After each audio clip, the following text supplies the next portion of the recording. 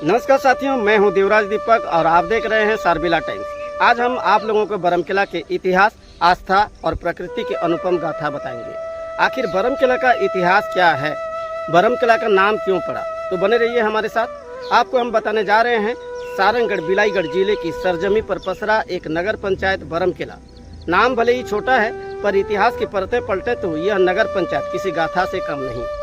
जहां घने जंगल इसकी हरियाली का मुकुट है, वहीं तालाब इसकी जीवन धारा और चारों दिशाओं में बसे मंदिर इसकी आस्था की पताका है।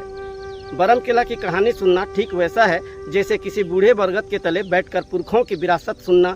मिट्टी में रचा बसा इतिहास जीवन के हर रंग से सना हुआ। बरमकेला के नाम को लेकर कई किंवदंतियां प्रचलित हैं।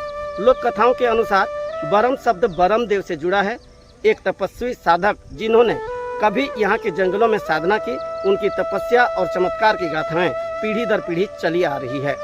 दूसरा मत बताता है कि यह भूमि चारों ओर घने वन और तालाबों से घिरी थी, जिनके किनारे केले के वृक्षों की बहुतायत थी। स्थानीय बोली में बरम यानी विशाल और केला यानी केले के बागान।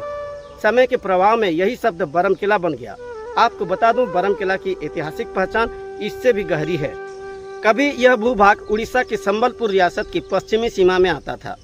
उस दौर में यह इलाका व्यापारियों का पड़ाव, साधकों की तपोभूमि और ग्रामीण बस्तियों का संगम था।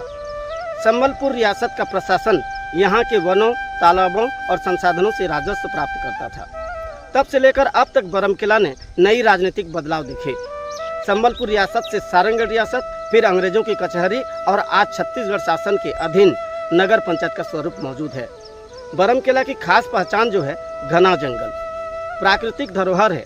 बरमकेला की पहचान का सबसे मजबूत स्तंभ इसके चारों ओर फैला घना जंगल है।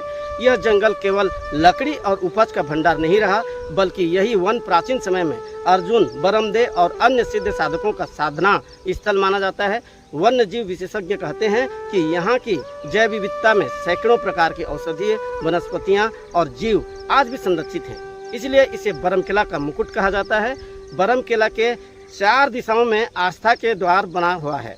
बरमकेला का भौगोलिक व धार्मिक महत्व उसकी सीमाओं से भी बढ़कर है।